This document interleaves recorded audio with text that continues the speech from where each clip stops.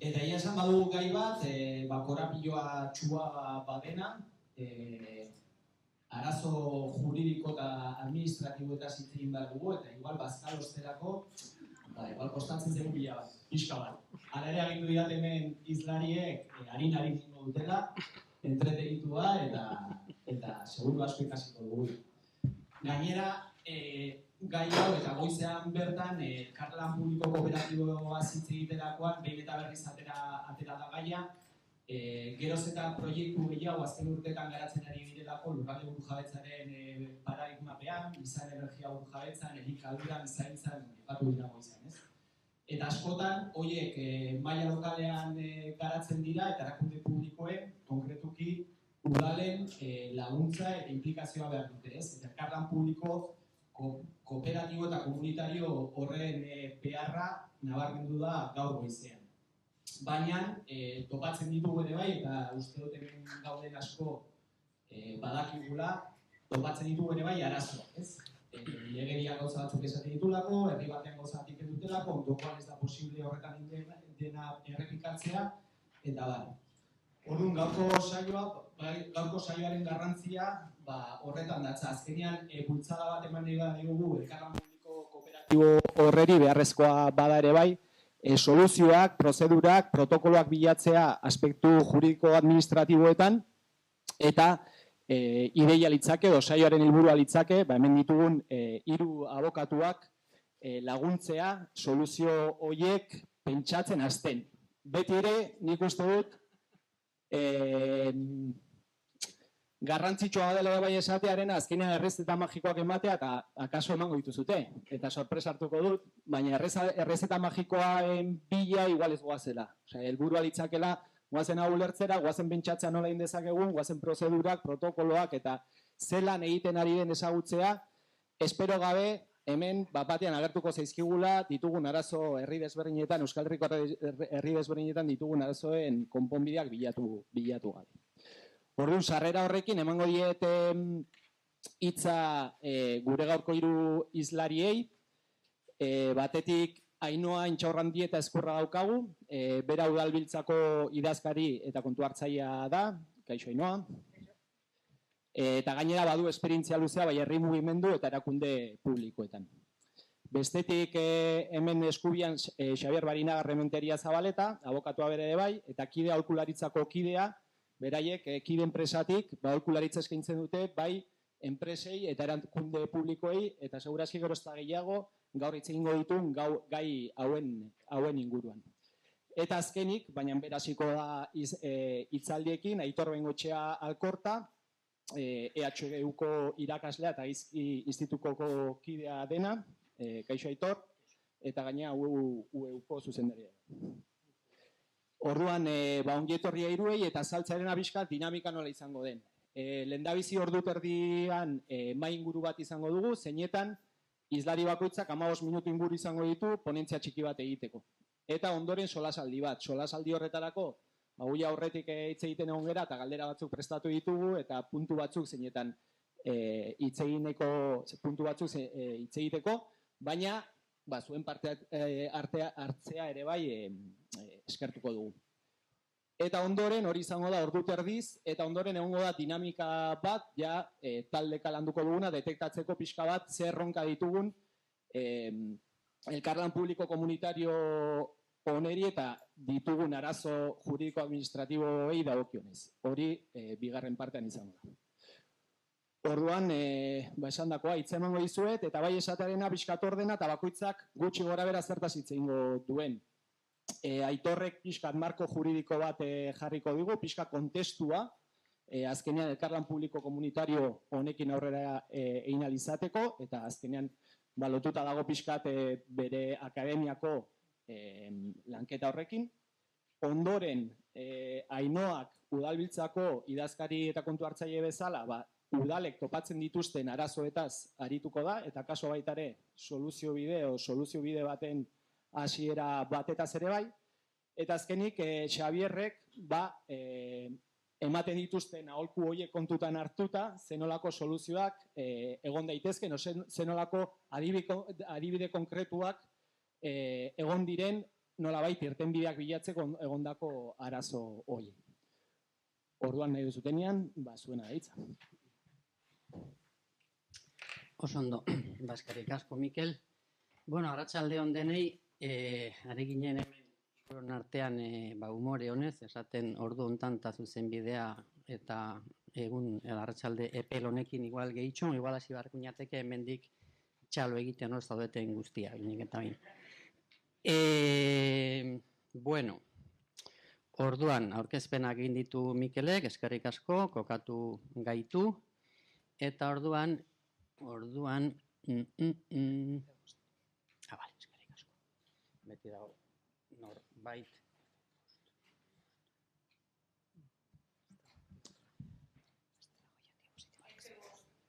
Bai, baina...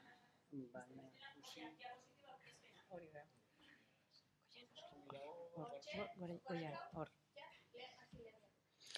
No, eskerrik asko irati. Bueno, orduan, zera, Mikelek esan duen bezala, saiatuko naiz pixkatea azaltzen oinarri juridikoa eta bide batez ja arazoren bate planteatuko dut, baina arazoak gehien bate planteatuko dituzte, gehiago horretan ari diren Ainhoa eta Xabier, ez da ninator akademiatik eta gehiago markoa planteatzea dagokit.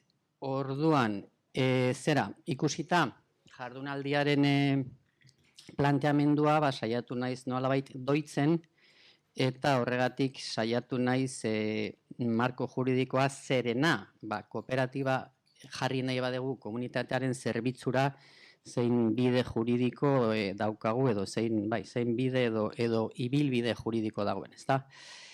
Karo, gaia berez oso zabala da, kooperatiba, komunitatea, administrazio publikoak izugarri zabala da, orduan nik hartu dute lizentzia, nire burua erabe pixka bat ordenatzeko, eta hemen tajuzko zerbait orden pixka batekin esateko, irutu zait zilegi edo, pixkat ibilbide bat markatzeko, bidorrea markatzeko, hemen jarri dudan hau, ezta? Marko juridikoa honen inguruan, kooperatibak zerbitzu publikoak ematea. Ikuspegi esan ziteken zabalago, baina niri nahiko zabala iruditu zait, eta honekin nahiko lan iruditzen zait. Orduan, lau atal, zera, idea nagusia izanik, hauxe, kooperatibak zerbitzu publikoak ematea, zuzenean kooperatiba batek, zera,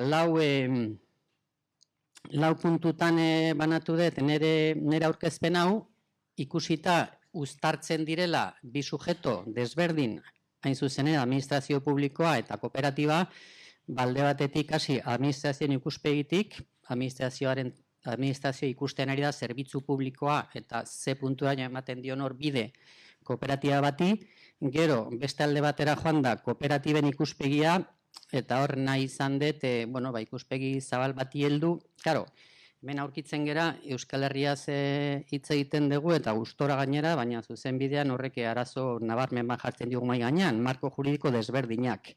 Orduan, kooperatiben kasuan badago tramparik egin gabe, badago irtenbide txukun bat, eta da joatea kooperatibaren zera. Ezaugarri unibertsaletara. Eta unibertsalak esaten dut, esageratu gabe, hain zuzenen nazioarteko aliantzia kooperatibak dioena, ezta? Hemen, eta munduko txoko guztietan, ze ezaugarri bete behar ditun kooperatiba batek. Eta hori helduta, kooperatiben ikuspegitik, gero garatuko ditudan printzipio kooperatibo pare bat, hitz batzuk ere privatizazioaren auziaz, goizean nahiko hitz eginda honen inguruan, Gion aritu da besteak beste, privatizazioarena auzi politikoa da, nik uste badaukala bere ikuspegi juridikoaren, nik gehien bate juridikoan zentratuko naiz. Eta azkenik, modu eskematiko xamarrean, zehazki kooperatiba batek zerbitzu publikoak emateko ze formula desberdin dauden, ze aukera juridiko desberdin dauden Euskal Herriko esparru desberdinetan, pixkat eskematikoki zeintzu dira aukerak, bai? Bueno, zerbitzu publikoa, kontzeptua zalantzari gabe frantziatik dator, frantziako doktrinatik, serviz publik, eta lehenik eta behin, hurbildu ezkero, zuzenbidetik zerbitzu publikoan ideia, lehenengo konstatazioa da, ez dagoela kontzeptu juridiko orokorrik. Inun, ez zaigu esaten, zer den zerbitzu publiko bat kategoria bezala, ez da kategoria juridiko bat. Horregatik, hortxe jarri dudan bezala, esan daiteke kategorikoki, zerbitzu publikoa izango dela lege batek horrela kalifikatzen duena. Eta lege batek ez badu kalifikatzen ez dakit zein zerbitzu publiko bezala, ez da publiko izango. Beraz, behar dugu legez espreks esatea hau edo beste hori zerbitzu publikoa da. Denok ezagutzen ditugun, hezkuntza dela, osasuna dela, denako. Baina legeak ematen dio izaera hori sektorialki, zerbitzu bakoitzari. Gero, pixka gehiago zehazten badegu, ikusten dugu tokiko zerbitzu publikoen kasuan, hemen ja, Hego Euskal Herrian, tokiko zerbitzu publikoen kasuan, toki araubidearen oinarriak ezartzen dituen legeak, 26. artikuluan, ematen digula zerrenda bat, zeintzu diran udalen eskumen diren zerbitzu publikoak, eta hor bai dago zerrenda bat. Argiteria publikoa, garbiketa, hilerriak eta baina lehen esan duan bezala, lege batek espreski dioelako, bestela honetan intuizioz ezin dugu jokatu.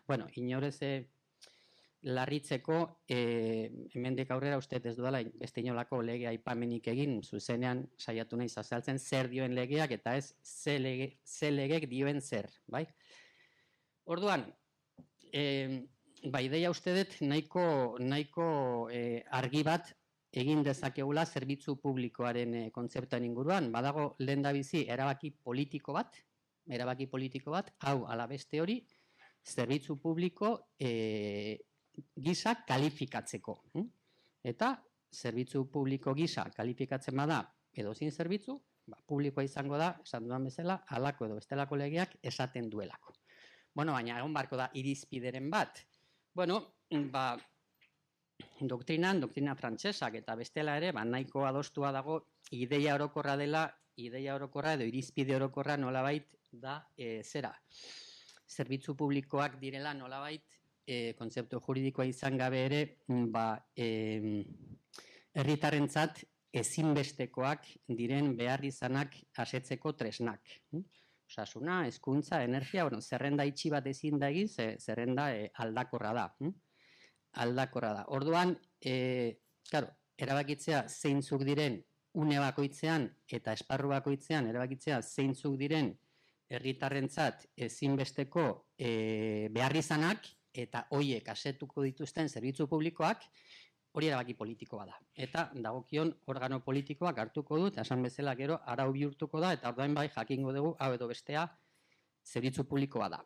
Baita ere, ezaugarri bezala, dira zerbitzuak merkatu pribatuak ez dituenak asetzen, edo ez dituenak ondo asetzen, edo ez dituenak modu universalean asetzen, hau da, merkatu pribatuak horre kale egiten du, helburua baldin bada, herritar guztien behar izan jakin bat asetu, merkatuak ez du asetzen, edo ez gutxienez denentzat esaten duan bezala, eta guztionen ondorioz, ikusten dugu, ondorioa da, administrazio publikoak hartzen duela halako zerbitzu publiko bat bere gain.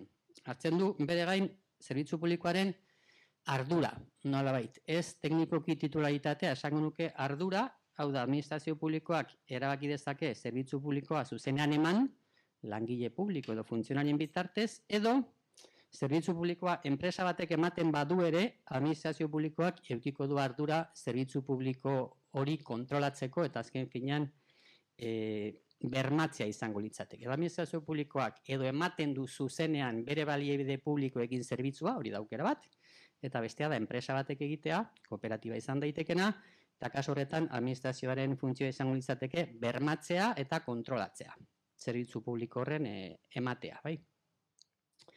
Antxe esan dudan bezala, bi aukera daude, bi aukera nagusi, administrazioak zuzenean ematea, edo enpresa batek eta kooperatiba bere xehetasun guztiekin enpresa bat da, zuzenbide aldetik bederen, eta orduan enpresa batek esaten denean eman dezakela zerbitzu publikoa, besteak beste, zalantzari gabe enpresa hori izan daiteke enpresa kooperatibo bat.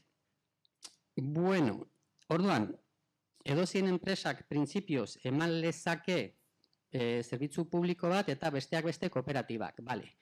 Baina kooperatiba batek, kooperatiba izateagatik badauka araubide juridiko berezi bat eta legerian ikusten ditugu aurre ikusten batzuk kooperatiben alde, kooperatibek zerbitzu publikoak ematearen alde. Kontratu publikoen legeriak, hemen nago Hego Euskal Herrian, kontratu publikoen legeriak esaten du kooperatiba sustatu behar direla, kontratu publikoetan irizpide sozialak egon behar direla, eta gero badago, zehazki, gaizki jarri dute zera, diapositiba, justu ikusten da horbeian 48, badago arau jakin bat, irakurri dudanez oso gutxi aplikatu dena, baina dioena, oso argi dioena, eta dioena da, horre jasotakoa, da, zera, kontratuen legeko, Espainiako kontratuen legeko 48. Xedapen gehigarria. Hor dago, legearen bukaeraldean, eta dioena da, zerbitzu publikoak eskaini behar direnean, arlo sozialean, osasunaren arloan, kulturan edo hezkuntzan, esparru oso zabala, Laurak hartzen baditu kontuan, kontratuen erreserba egiteko aukera dago kooperatibentzat. Kontratuen erreserba egiteko aukera oso gutxi erabilitako, baina hor dago aukera hori legeak mahai gainean jartzen duena, kasu honetan Hego Euskal Herrirako. Bueno, zera, zerbitzu publiko administrazio ikuspegitik aldenduz eta beste aldera joan da, planteatu nahi nun, tokatu zaidan alde teorikoena, kooperatiba batek zerbitzu publiko, kooperatiba bat sartzen denan zerbitzu publikoetan ze hurbilketa egiten duen, ez? Orduan, baldin bagatoz, printzipio kooperatibora, pentsa dezakegu, laugarren printzipio kooperatiboak, hor agertzen den horrek, autonomia eta independentzia, lehenengo irakurketa batean, azaldeko irakurketa batean bederen, pentsatu dezakegu, honek ez duela, hau ez dela oso ondo, erkatzen kooperatiba batek zerbitzu publikoak ematearekin, esan nahi dut, ikus daiteke edo plantea genezake, arriskua izatea administrazioaren menpeko, teorian behintzat, horregatik jarriet, zentrifugoa, kooperatiba bat, zerbitzu publiko bat, ematetik aldenduko lukeen, edo gutxienez prebentzio hori ezarriko lukeen printzipioa, ez? Eta guztu kontrakoa, printzipio zentripeto bezala, erabat zentzua ematen diona, zera, kooperatiba batek zerbitzu publiko bat emateari, izango litzateke zazpigarrena komunitatearekiko barkatu interesa, ez? Pixkat gehiago, gomeni da sakontzea, esan dudana oso azaletik esan dut, autonomia eta independentzia, herri honetan askotan entzun ditugun ideiak, ez da? Kooperatibaen laugarrena da, autonomia eta independentzia dioena, berez ez ditu erabiltzen sinonimo bezala bi terminoak, autonomia zari den, horrein esaten nahi izena da, nazioarteko aliantza kooperatibak dioena, neriturria da hemen nazioarteko aliantza kooperatibaren printzipioak eta nazioarteko aliantza kooperatibak berak, bere barne txostenetan egiten duen printzipioen interpretazioa. Orduan, autonomia zari denean, esan nahi du autogestioa burujabetasuna.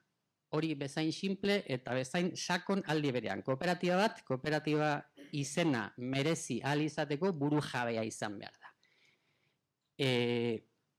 Eta independentzia zari denean da kanpora begira, ezin dala izan inoren menpeko. Ezin dala izan inoren menpeko, ezin da izan kooperatiba bat, eta hemen litzateke arriskua botere publikoen menpeko, dena den zera, ezin da izan menpeko hori esan genezake, baina aztertu beharko luke zein dan kooperatiba batek administrazio publiko batekin daukan harremana, eta azkenean nazioarteko aliantza kooperatiboak esaten digu marra dela aurreko diapositiba. Marra gorria esan nahi dut, marra gorria da burujabetasuna. Egon daiteke elkarlan bat administrazio publiko batekin, enpresa pribatuekin, elkarlan mota desberdinak, intensitate mota desberdinak, marra gorria da burujabetasuna. Kooperatibak gorde behar du, kooperatibistek gorde behar dute kooperatibaren burujabetasuna, beraiek erabaki behar dute kooperatibaren norabide azken finean, bai? Beraz, marra gorri horrekin, zilegiak dira, beti ere nazioarteko ikuspegitik, harremanak administrazio publikoarekin edo enpresekin. Beti ere, arriskuan egonik menpekotasun politikoa edo menpekotasun ekonomikoa esan dudan marra gorriarekin, bai? Hori da ideia nagusia. Interesa komunitateagatik, agian ideia, hobeto dago eski, interesa komunitateagatik, interesa, agian inglesezko adieran potenteagoa da, eta hobeto adierazten du ideia, concern for community, concern, benetako ardura bat, ez? Interesa baino, benetako arduratu komunitateagaitik, ez? Orduan, zerbitzu publikoak estetekarri diapositibetara astu egin zait, bakarrik idea bat. Zerbitzu publikoen ezaugarri garrantzitsuenak direla, unibertsalak izan behar direla, zerbitzu publikoak, berdintasunez hiritar guztiek eduki behar dute sarrera zerbitzu publiko bati, eta gero jarraikortasuna, zerbitzu publiko bat ezin da abian jarri 3 hilabetetan desagertzeko. Orduan, zerbitzu publikoak unibertsalak izanik, oso egokiak dirudite komunitatearen zerbitzu izateko, horre oso gertu daude nolabait, eta printzipio kooperatibo honek dio kooperatibek lan egiten dutela beren komunitateen garapen jasangarriaren alde, pixkate, ideia gehiago estutuz nazioarteko aliantzia kooperatibak esaten digutena, kooperatibak ditu bi esparru nolabait, ez? Kooperatiba bera, bazkideek osatzen dutena, kooperatiba enpresa bezala, eta enpresaren esparrua, eta gero dago komunitatea. Ze punturaino kooperatibatek behiratu behar du barrura, eta ze punturaino eman behar dio komunitateari. Ideia hemen agertzen dena da, kooperatibatek sortzen duen aberastasunetik nola egin banaketa hori, zenbat gorde kooperatibestentzat eta zenbat komunitateari, hori kooperatiba bakoitzaren erabakia da. Bazkideek erabakitzen dute, zenbadan beraientzat, zenbat berrinbertitu kooperatiban, eta zenbat eskaintzen diote euren komunitatearen. Kooperatiba bakoitzaren erabaki soberanoa da. Oso ondo, eskerrik asko, Mikel. Privatizazioaren inguruan, zelako gai hau, ez? Zuzenbide ikuspegitik aurkitzen gera kooperatibismoak eta horar gizarte ekonomiak dauka arazo potolo bat eredu bitarrarekin, ez? Eredu bitarra zuzertzera publikoa ala pribatua, ez da? Claro, zuzertzera publikoa ala pribatua, zuzenbidean publikoa ez den guztia pribatua da. Orduan, zuzenbide ikuspegitik ez dago inolako zalantzarik kooperatibak pribatuak direla. Nik horte ikusten dut Enekoitzeke autore oso, ekarpen handiak induzten autoreak aipatu ditugu izan, nik zango izuet gozaltzen izenean buratu zaidan gauza bat, kontrastea egiteko. Pensatu dut kooperatibek eta gizarte ekonomiako erakundeak daukaten arazoa eredu bitarra hauekin, arazoa da noski ikusezintasuna, publikoak ez dira, baina pribatu. Nik uste hau dela pixkat, zera, zu espainola ala frantsesa zera, bezala, ez? Ni euskalduna niz etarro nago, baina zure pasaportean ze jartzen du. Pixkat antzekoa, ikustezina. Zuzenbidea, zurruna da, publiko ala pribatu, espainol ala frantses, niri ez kontatu besterik, ez da? Erakutsi dazu pasaportea, orduan, kooperatiben pasaporteak esaten du pribatu direla, ez da?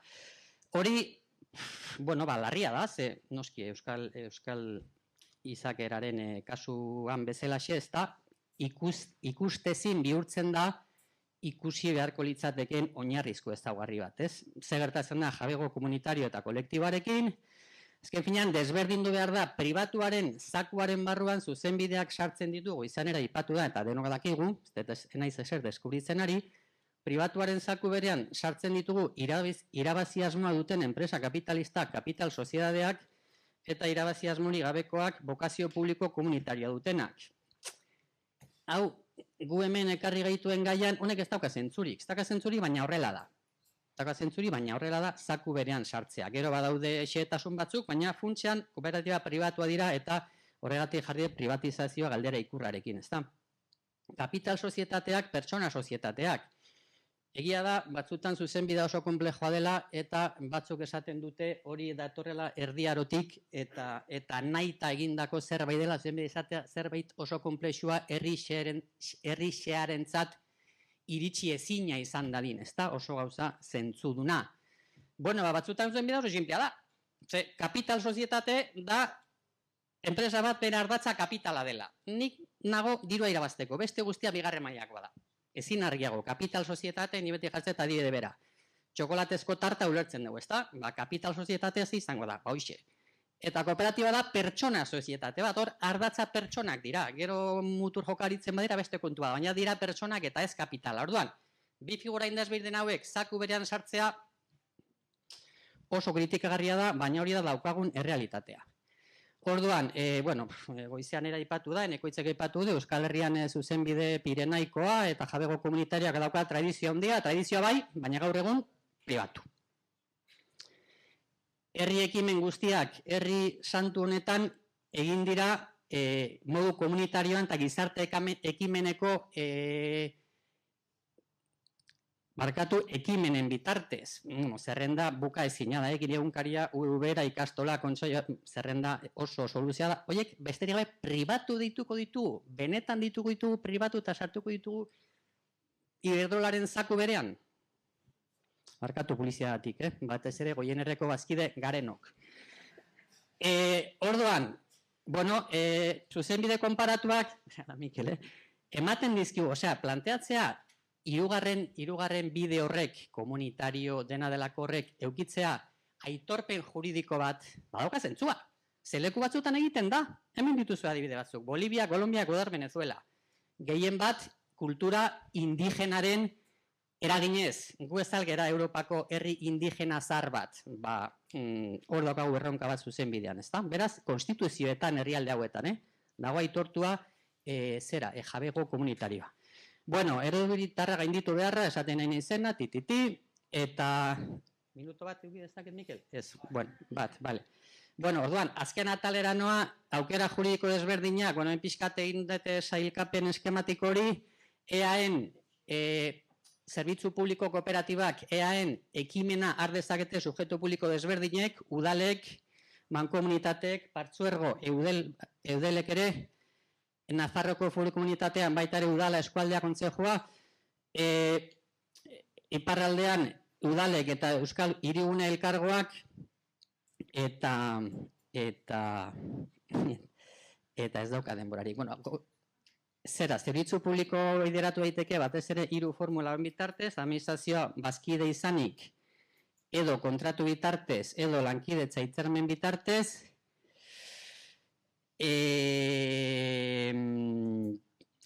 aukerak hor daude, xehetasunekin, baina aukerak hor daude, beti ere zerbitzu publikoak eskaini daitezke kooperatiba bitartez, administrazioa kooperatibako bazkide izanik, hau izango izateke implikazio maila altuena, edo administrazioa sartu gabe kooperatiban kontratu bat eginez, edo lankidetza hitzarmen bat, aukera horiek daude Nafarroan, EAen eta iparraldean ere, iparraldea da gutxien aztertu dudana, baina dago figura bat oso egokia, Societe Cooperative Intercollective, eta ni zer esango dut bukatzeko, xehetasunetan sartu gabe aukerak hor daude, adibideak eta ezagutzen dituzu zuek biak ni baino asko hobeto, eta arazo praktikoak, joango naiz konklusioetara, Euskal Herri osoan ere baditugu sujetoak alde publikotik euroeskualdea edo partzuergo bat, kasu honetan existitzen den udalbiltza, ezta? Europako mailako kooperatiba baita ere da hor dagoen aukera bat, eta aukera bat herri honetan gauzatu egin dana ikastolen bitartez, nik entzun duanez Europa mailan sortu den bigarren Europako kooperatiba izan da ikastolena, eta orain bai bukatzen dut, eta barkatu, kooperatiba tresna juridiko baliagarria da, zerbitzu publikoak emateko, juridikoki bidea hor dago, harriren bat edo beste baino bidea hor dago, konplexutasunen gainetik zuzen bideak aukera ematen du eta irekitzen du bidea kooperatibak zerbitzu publikoak emateko dinamika batean sartzeko, aukera badago, dudigabe, eta ze behar da, bultzatzea, nik esango nuke arazoa dela zuzen bidea, kasu honetan, arazoa zuzen bidea, behar da, bi eragileen aldetik matx egitea eta biak mugitzea. Administrazio publikoen aldetik borondate politikoa, ze azkenean, zerbitzu publikoak esan dut, kalifikatzea, administrazio publikoak erabakitzen dute, beraiek zuzenean eman ala kooperatiba bitartez, baita ere erabaki politikoa da orduan. Borondate politikoa da hurbiltzea kooperatiba bati, eta beste aldetik ere mugitzea, oroar herri ekimena mugitzea kooperatiben tresna juridikoa erabiliz. Mila esker.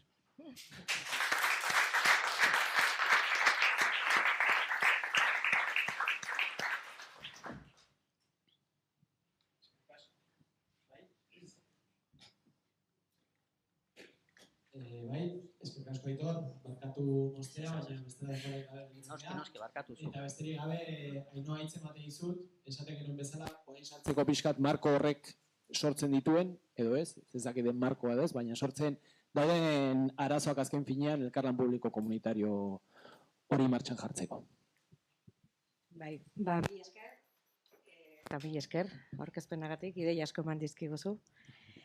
Nik esan beharra daukat, lehen hitzartze baten, zatxo bat entzun dut, eta nik ulertuta udalak ez direla soilik zerbitzu emaileak, iruditzen zait hortik haratago, ez gobernantza ereduak aldatu behar direla, aldatu behar ditugula errotik, eta nahiz eta udaletxe eta udaletxeei buruz arituko naiz, gero nahi bazue beste instituzio batzuei buruz arituko gara, baina printzipioz udaletxea da herritarren eta herri mugimenduetatik gertuen dauden instituzioak, eta gobernantza eredua aldatzen ari garen honetan, ez? Udal askotan aldatzen ari da gobernantza eredua, beti udal askotan oztopo handiak ditugu, eta oztopoa ez da legedia, zenik esaten duan moduan, legeek ia guztia baimentzen dute, kontua da nola,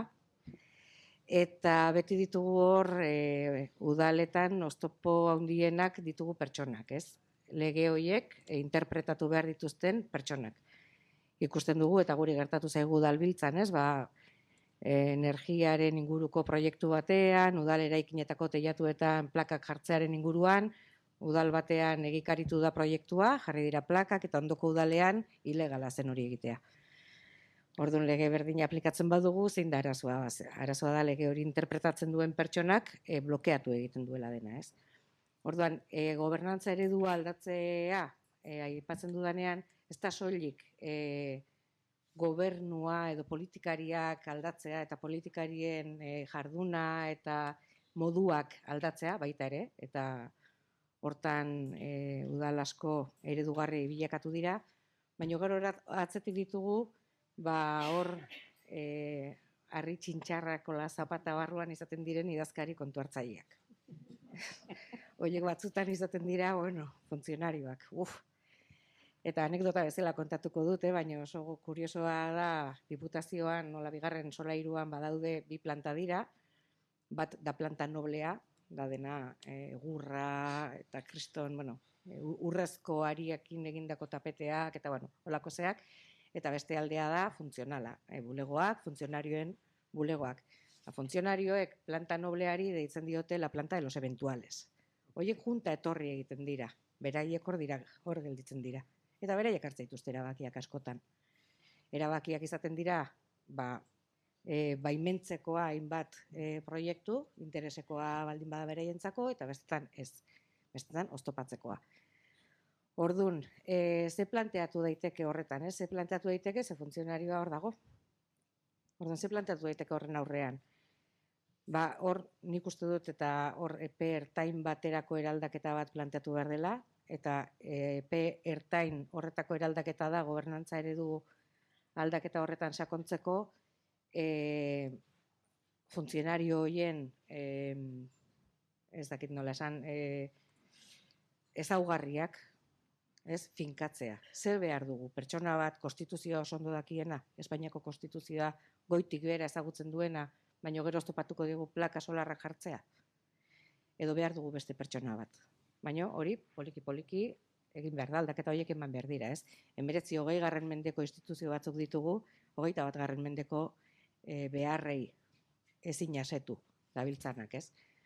Orduan nik uste hori bai dela epe ertain batean, hautaketa prozesuetan, beste gauza batzuetara begiratu behar dugu, pertsona horren gaitasunetara, eta ez hainbeste, lehen aipatu dudan konstituzio espainola ezagutzea, eta hori epe ertain batetarako bidean, ez? Baina gaur-gaurko zer?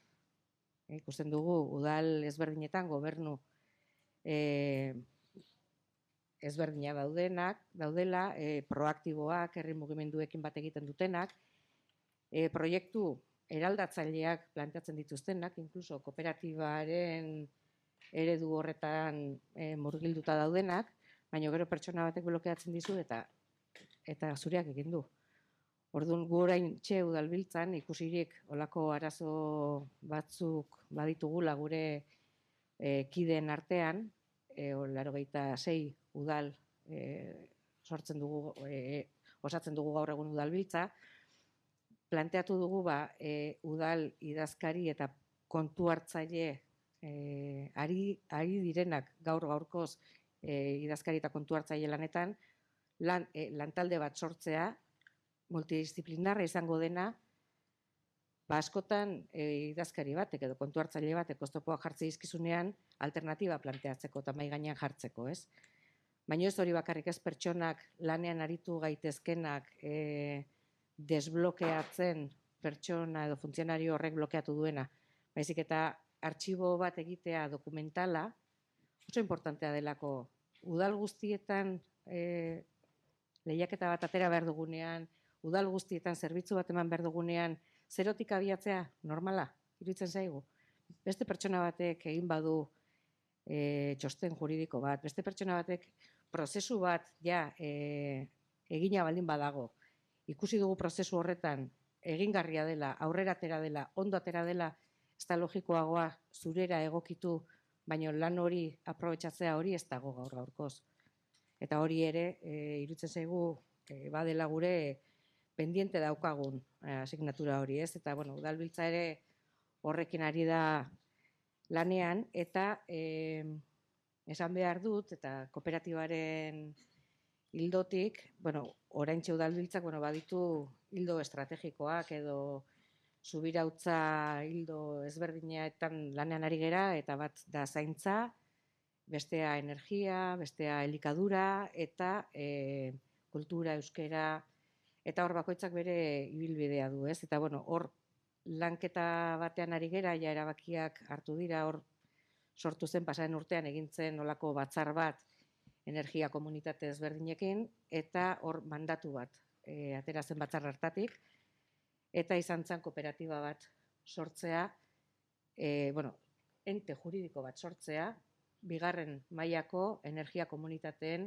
ente juridiko bat sortzea. Orduan hor sortu da talde multidisciplinar bat ere, energia komunitateek izan dutena hitz eta indar handiena, eta hor joan gera lanketa bat egiten, eta kooperatiba bat bigarren mailakoa sortuko da, Europako legedian oinarrituko dana, iparraldea eta hegoaldea uztartuko dituena. Euskal Herria bere osotasunean markon moduan hartuta, eta Europako legedian oinarrituta, eta energian izango da Europan lehenengoa, Europako legedian oinarritzen den kooperatiba bat, eta hor erabakien artean, oraindikan, hastapenetan gaude, hastapenetan ez estatutuak idazten ari gera, baina erabaki garrantzitsu batzuk hartu dira, eta zalantzarik gabe bazkide udalak izan daitezke, eta administrazio publikoa izan daiteke. Eta, hori da pixka bat erronka hori dugu, baina iruditzen zait, derrigorrezkoa dena, eta gaur egun falta zaiguna da, heltzea nola udaletan legeak ematen dituen aukera guzti horiekin, udaletan nola gauzatu daiteken hori, ez? Hori da pixka bat erronkarik handiena, eta zalantzarik gabe udalak kooperatiben parte izan daitezke, eta kooperatibismoari bultza egin behar diote, zalantzarik gabe. Horrek izan behar du bidean ikustu dut, ez? Udalak ezin dute izan soilik zerbitzu emaileak, eta momentu batean hori bilakatu, nik uste dut propio bilakatu nahi izan dutela, eta gainea zerbitzu guzti horiek externalizatu eta privatizatu ohiko enpresei, irabazi asmoa duten, soilik irabazi asmoa duten enpresei.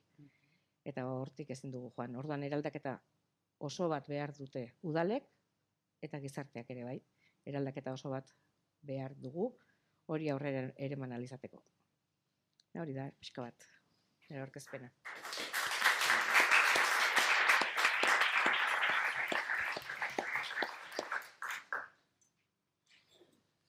Eskerrik asko, arazo batzuk eta baita lanketa batzuk edo soluzio bide posible batzuk bota dituzu, gero segurazki izango du aukera galderen bitartez eta horietan sakontzeko, baina bai ideia bazen orain Xabierrek bukatzea soluzio bide horiekin eta kasu batzuetan zenolako irtenbideak planteatu diren egon diren arazo horien aurrean, ez? Orduan Xabier nahi duzunean?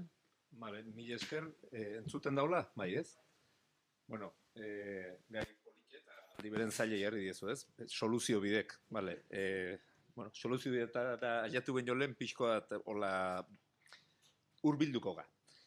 A ber, aurrena eta behin, prestatutan eusken puntu mordoxka bat, ja biok zanpatu dituzue, osea, lan errestu diezue, ze uste dut gainea, hainbeste koinziditzea hiruon arten zerbaiten seinale bada, ez? Prestatu gabe koinziditzea, nola udale parte hartu dezaketen kooperatiben jardunean eta bai bazkidetza, kontratua, osea, bio komentatu duzue, orduan igual aterako dut nik ere, baino azalduta eta oso azalduta gelditzen da.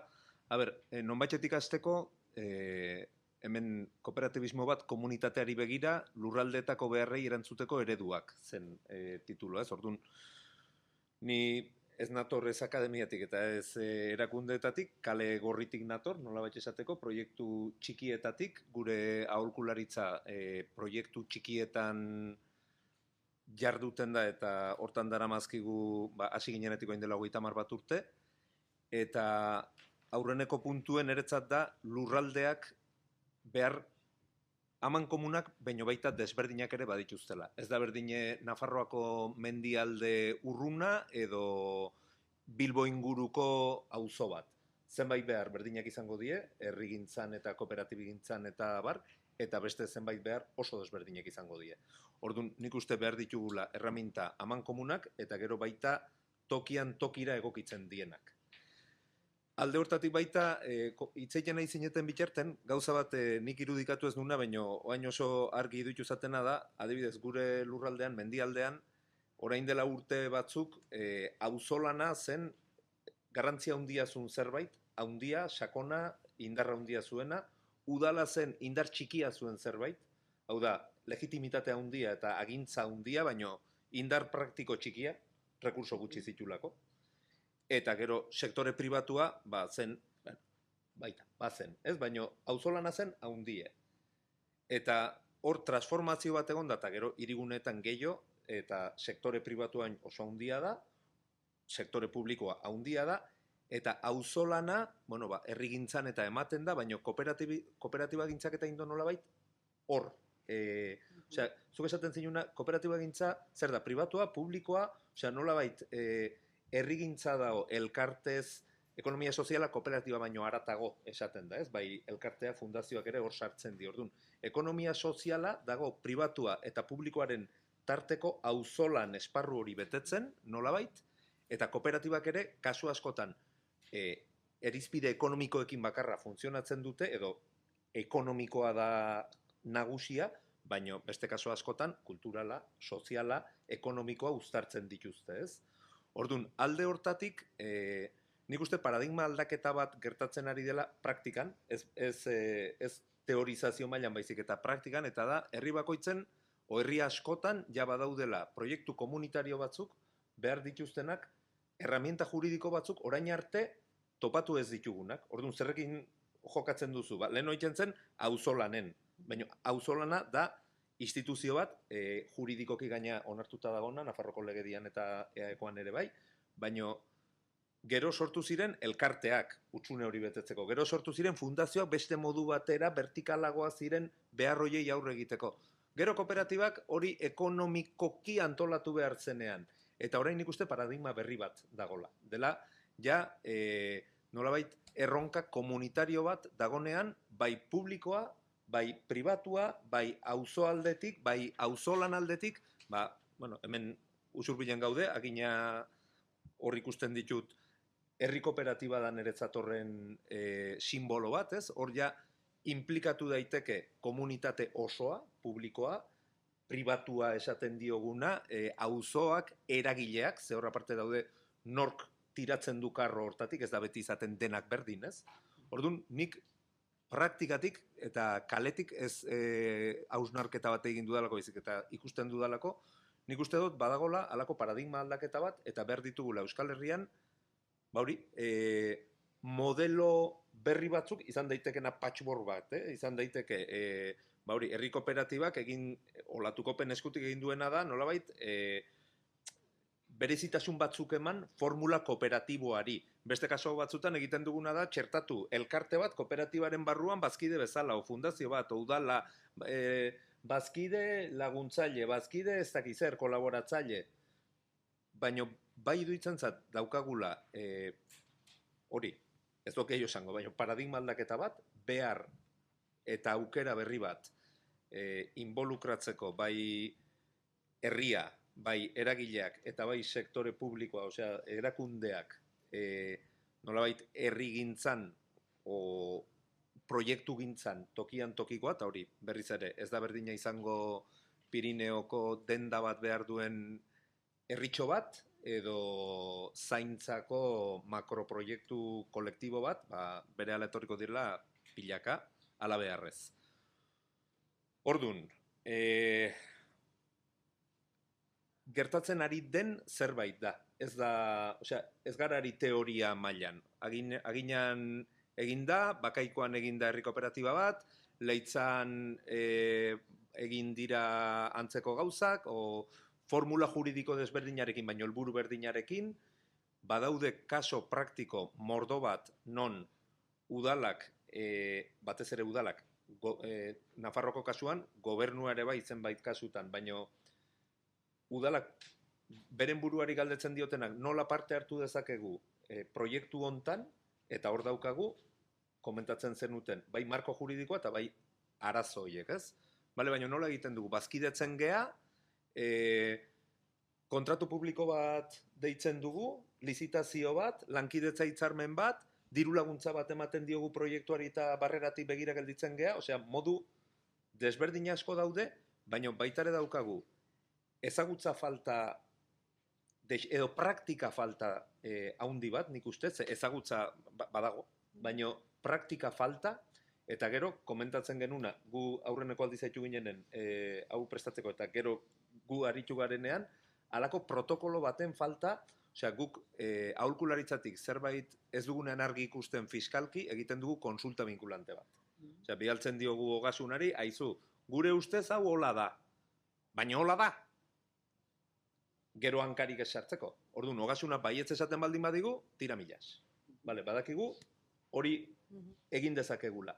Eta nik uste, hemen esaten dugun, Ainhoa, zuk esan duzuna, funtzionariek, teknikariek askotan beldurra dute, ez dute ardurarik nahi, edo bakoitzak bere interpretazioa dauka harrigarri desberdina bestetik, baino egin dezakegu, eta ez dago egina, halako protokolo bat, zer egin daiteke? Hau da, entitate publiko batek, udala, diputazioa, berdin zait, zer? Parte hartu nahi badu proiektu komunitario baten, demagun kooperatiba bat, elkarte bat, ez dakiz zer, bale, zer behar dugu, bale, irabazi asmori gabekoa izatea, bale, bat, Nafarroako legean, ez dakiz zer, estatuko kontratuen legean, ez dakiz zer artikulo, bale, bi, esparruak izatea, hau edo hau, bale, eta gero, aukerak, bazkidetzen baldin bazea, A, B, C, bazkidetza ez, kontrato publikoa, bale, kontrato publikoa baldin bada, tapa, kontratu erreserba, protokolo bat egitea, hainbeste abokatu gauden herrialde baten, ez ditzek hainbeste kostatuko, ez? Pentsatzen dut, ez?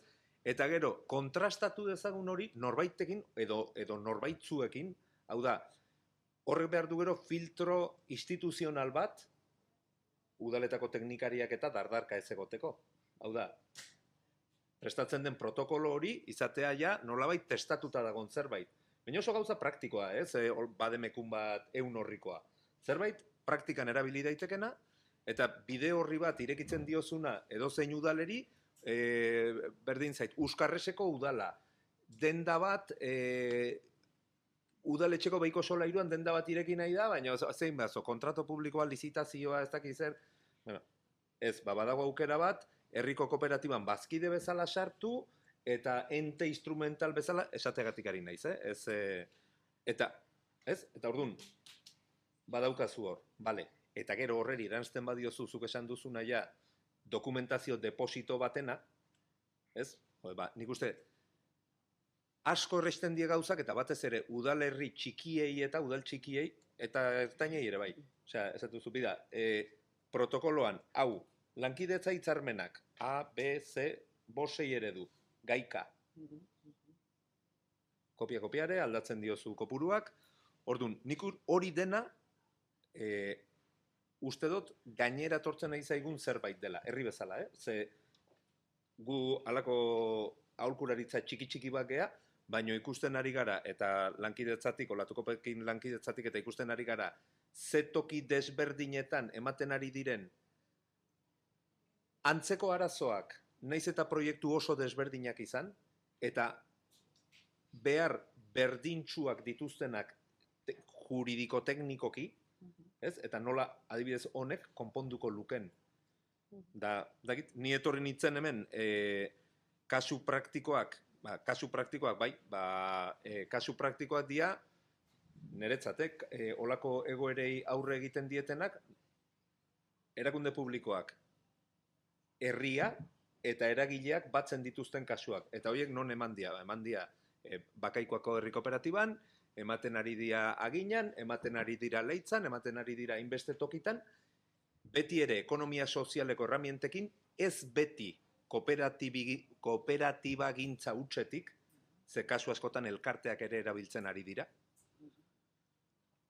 Baina nik uste dut, erramienta bezala kooperatibak du malgutasun bat, beste ia inongo erramientak ez duena, hau da, elkarteak eta askoz zurrunagoak dira, fundazioak areago haindik, baina kooperatibaren legedia oso malgua da, baita egia, sortu delako askotan, kooperatiba handiagoen beharretarako, eta orduan hor dago txikle moduko aukera asko, baina erabili daitezkenak.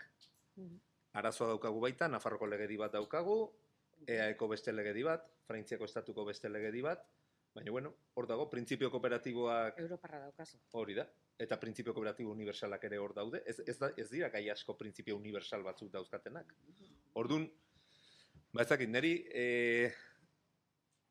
ez dakit oso ongi, 5 edo 1 minutu, bale, tarten, 3, bale, sobra zazkit 2, ez. Soluzio bideak niretzat da, ezer berrik esan gabe, esan den zerbait dela borondate politikoa, dauden erramintak argitzea, bai herrigintza edo kooperatibagintza aldetik, hau da, legea manejatzen ikastea, ez da, oso malgua da legea, baina ez da simplea, ez da lege simple bat, badia asko zen lege errexagoa. Bai, eta asko dira, gurutzatzen dira, baina, bueno, horiek erabiltzen ikastea, eta gero, protokolo argi bat egitea, sektore publikoarekin elkarlanean ari behar denean nola jokatu. Nik uste hori klabea dela, eta hori bai falta zaigula.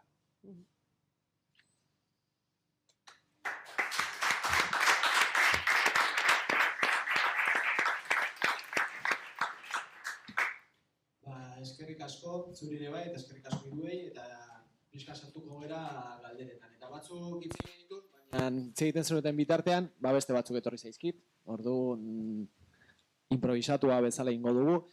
Eta nik baditut, gauza batzuk etorri zaizkit, hola nahiko hankak lurreratuz edo, eta hor protokolan inguruan, baina gero gauza batzuk ere bai, pixkat inkluso zuei kontra egiteko edo polemizatzeko. Jakin gabe zer esango da, baina bueno.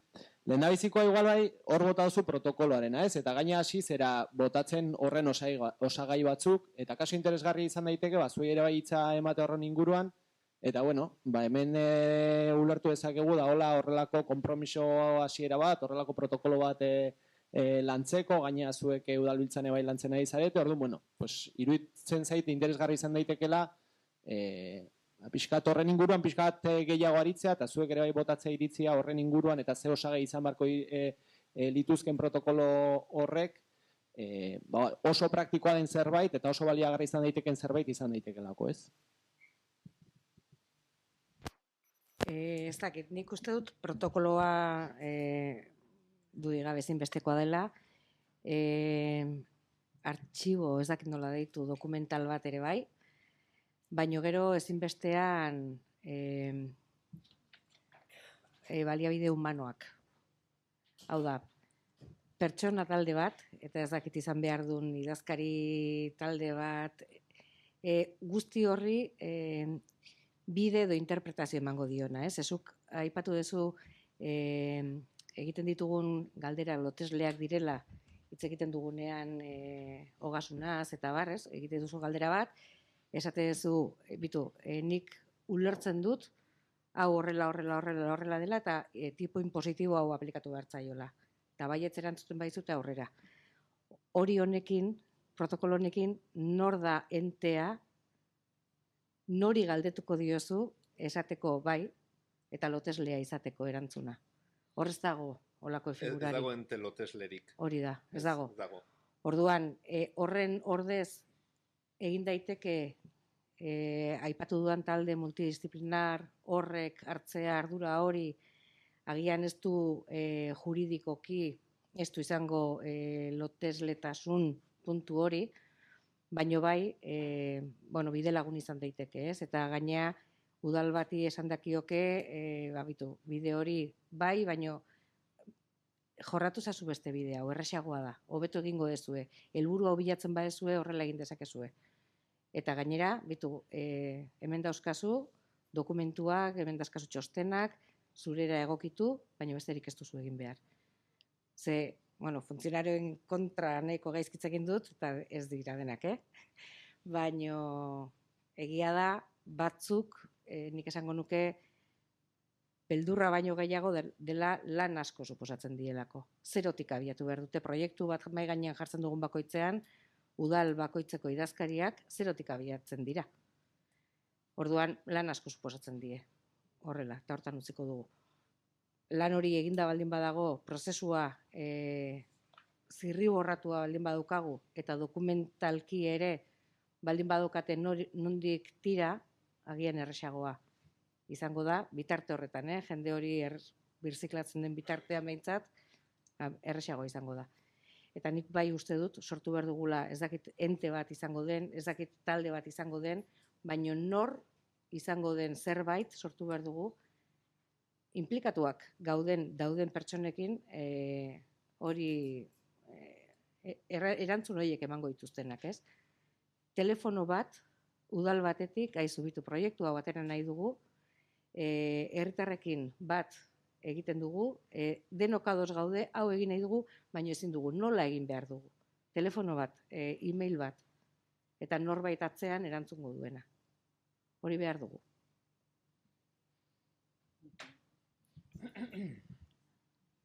Bueno, nik uste protokolo edo dena delako hori, iruditzen zait oso ideia eraginkorra, hori osatzeko, zerbait gehitzearren, besteak beste egin beharko litzateke lan bat igual identifikatzeko nun dauden arazoak, arazo teknikoa zeintzuk diran, hain zuzen ere protokoloa saiatzeko izan dadin arazo horien aurreko antidotoa. Telefono bat eta segurtasun juridikoa ematen duen organo bat behar da. Bai, segurtasuna bai, baina, badaude organo batzuk ofizialik ez, baina eraginkorrak badirenak. Esan nahi dut, kooperatiba mundutik atera gabe ere, nazioarteko aliantza kooperatiboak ez dauka inolako estatus publikorik eta dauka erabateko autoridade morala mundu osoko kooperatibetan. Eta berez, gobernuz kanpoko erakunde bada. Eskapazen zei praktika hor olatuko peko lagunek ezagutuko dute asko hobeto, tentuz esango dut, izena, baina ideia zabaldu nahi duan, eta izena da elkarlan, esan nahi dut, elkarlanek egiten dituen estatuto ereduak oso erabilgarria dira, eta segurtasun ematen dutela. Hau da, bilatu behar da organo bat, eta, idea ari dago jasota, eta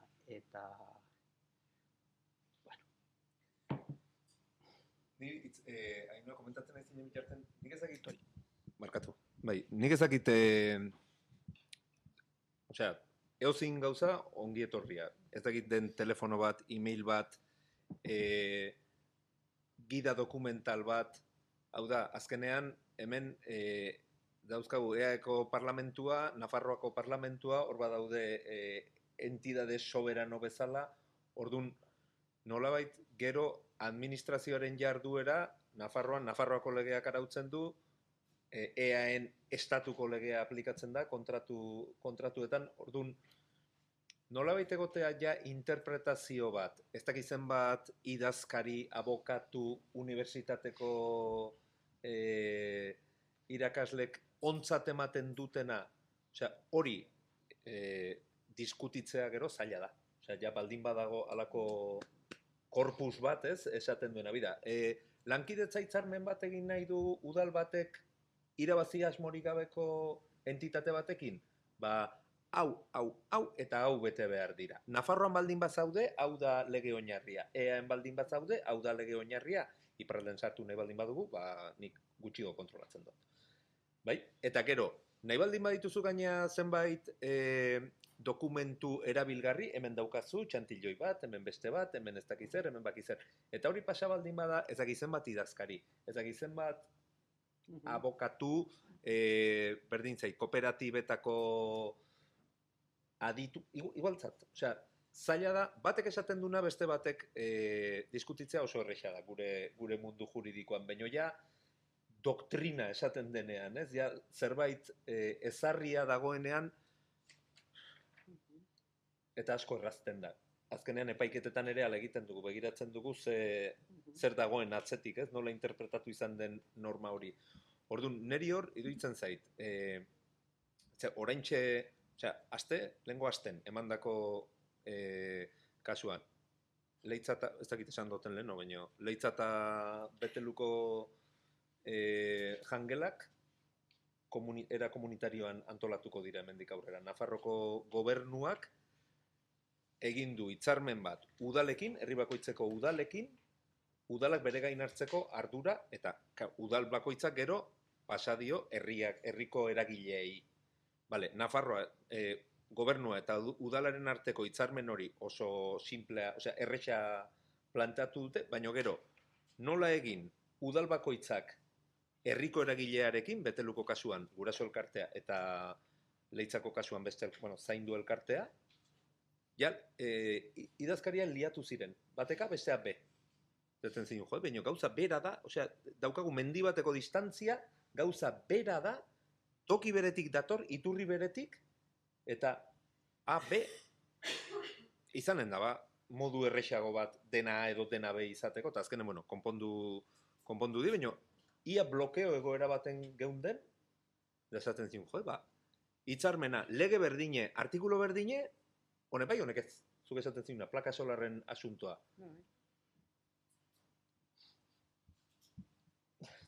Olako gauzak azken finean dauzkagu egunerokotasunen, ez? Ez die teoria mistikoa da, gaur biharretzi tokatuko zaizkigun gauzak, eta hor nik uste gida horri bat, ez protokoloa, nahi dugun bezala, o ez diogu izenik jartzen, baino edukitzea, ze aukera dauden, argi eta garbi, eta aukera horiek kontrastatuta egotea zenbat eta buru gehiago hobe bere abizenekin, gaurko munduan erabili behar den bezala, ez?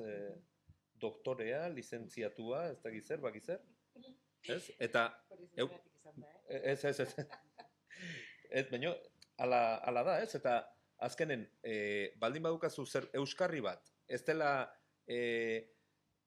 Ez zaki zeinek esaten duela baizik eta lanketa baten ondoren, hau eginda, eta gaina komunikatu da, berdin zaite parlamentura, ez dakit nora, behar den erakundeetara, lan hau eginda, publikoaren eskuragarri dago, hemen dago, eta hemen dago gida horri bat, proiektu komunitarioetan, entitate publikoek, lankidetza modeloak aurrera atera alizateko, herri eragileekin.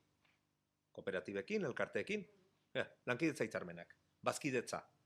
Bazkidetza ze kasutan bai, zer egin daiteke bazkidetzaren bidez, noraino, ze aurrekonturaino. Bazkidetzen naiz, baina ezin dut dirua jarri. berriz ere, nerera noa beste zeaik ez ematiatik, beste kasu, beste netxetan esartzeagatik. Leitzan, EBK-an, EBK sortu genuenen, sartu zen udala bazkide bezala. Bazkide laguntzaile.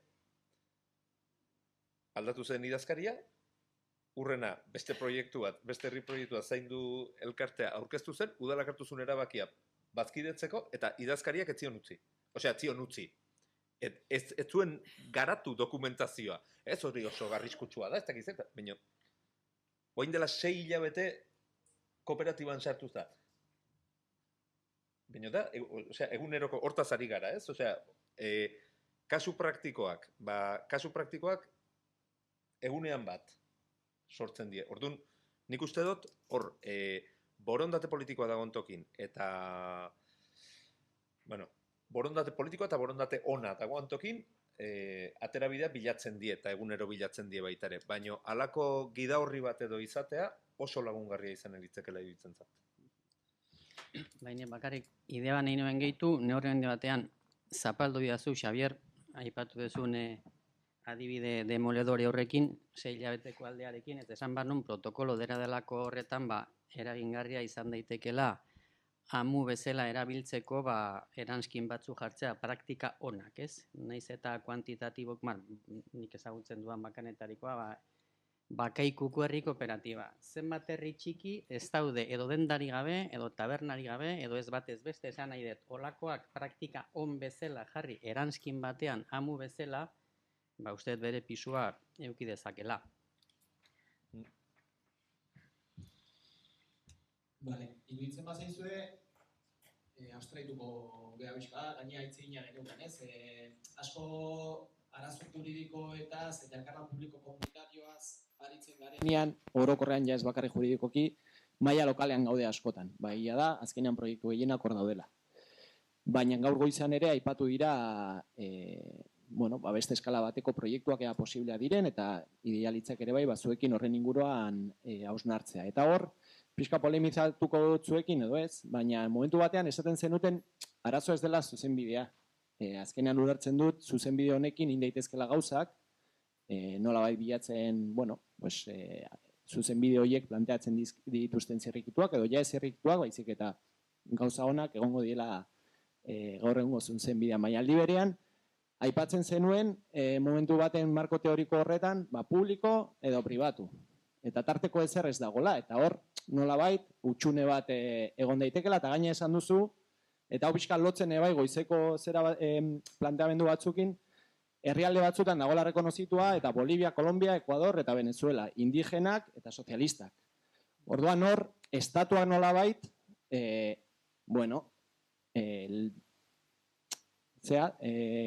baldintza demokratiko batzuk edo planteatzen ditula, baina sistema ekonomiko jakin batzuei erantzuten die ere bai.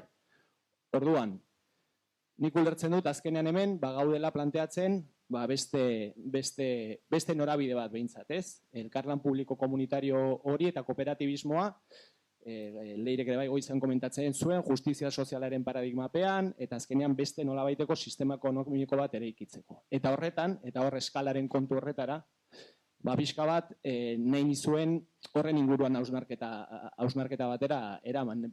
Zenolako araubidea, zenolako aukerak egon zitezken Euskal Herri mailan, eta baita ere agertu da, hiru marko juridiko diferente ditugula, zenolako aukerak egon zitezken, azkenean hor ere bai, eskala handiago batean, elkarlan publiko komunitario hori garatzeko, eta azkenean beste zergatik sistema ekonomiko baterantz juteko ere bai.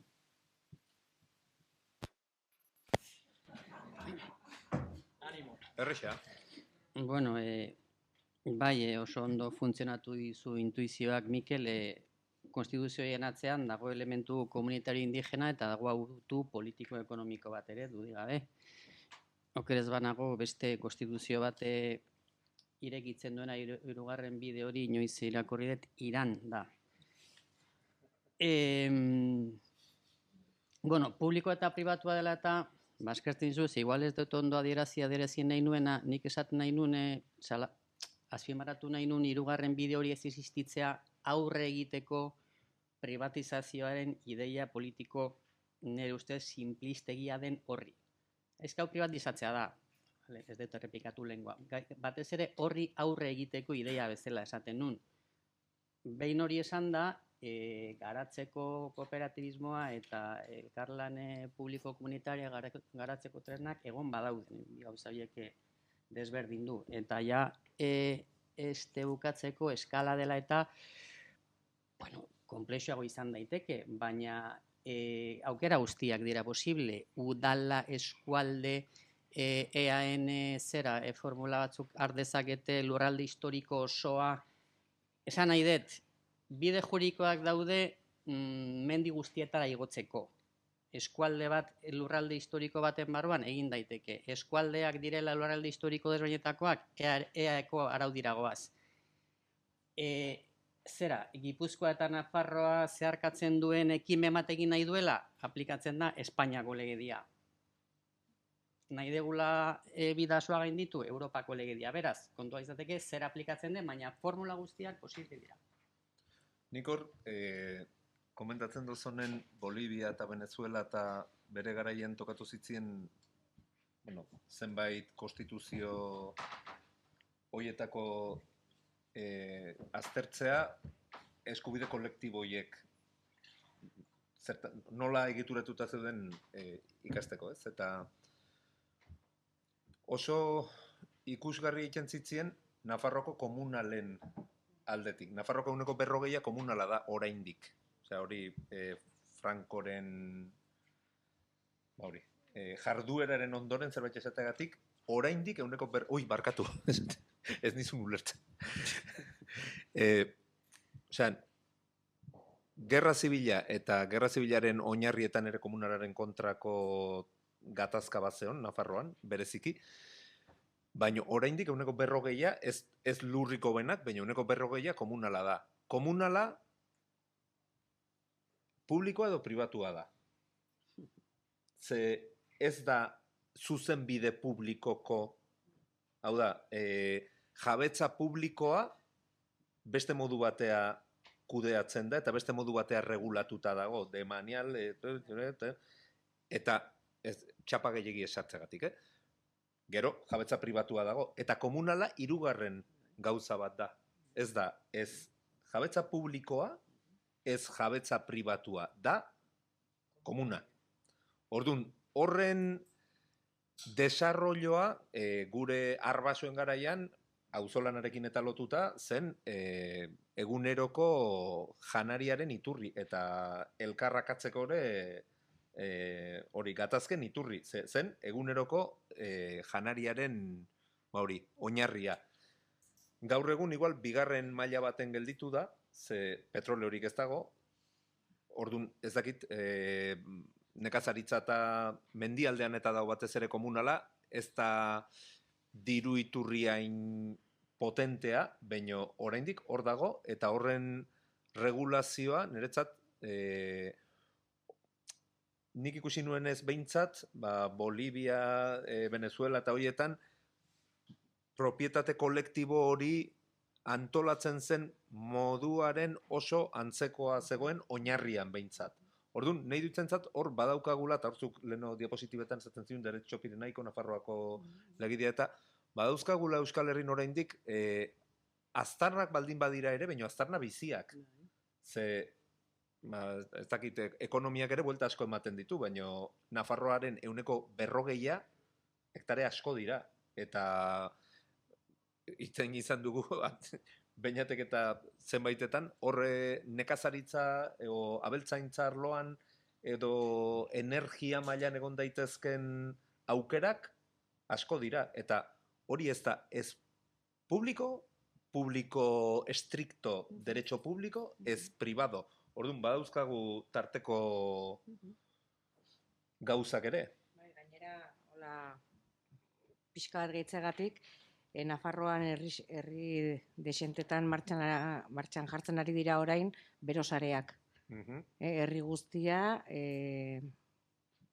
komunaletatik ateratako egurrarekin, berosare bat egiten da, eta udal udal eraikin eta etxe guztietara bero sare hori iristen ari da. Eta gero ez da gehiago ematen ari da komunal horietatik eratorretako egurrarekin. Hori da, eta zuk planteatzen zinuna, modelo aldaketa bat, ez dakit zehazki nola ekonomikoki, karo, gaurko paradigma ekonomikoetan, igual ez da hain erresa, baino leno da, ez da orain dela 500 urte, hau da, nire aitonengatik eta entzundakoa, baserri pobreetan jaiotzen zirenak edo maisterrak zirenak, eskubidea zuten Nafarroko menditako herrietan, eskatzeko herriari, eskatzeko baimena, komunaleko, eta gaur egun ere bada oraindik, komunaleko lurzati bat erabili ahal izatea, bertatik bizi ahal izateko, baina bizibidea ateratzeko. Orduan, da, rekurso bat, kolektiboa dena, gero modu, individualizatu baten erabili daitekeena, baina kolektiboa izatzen jarraitzen duena, ze gero ezin du bere izaera komunal hori galdu, gaur egun gainera dago blindatuta, orduan, ez dakit, joan gara pixko bat, ni behintzat joan nahi zure galderatik arut. Ni esker.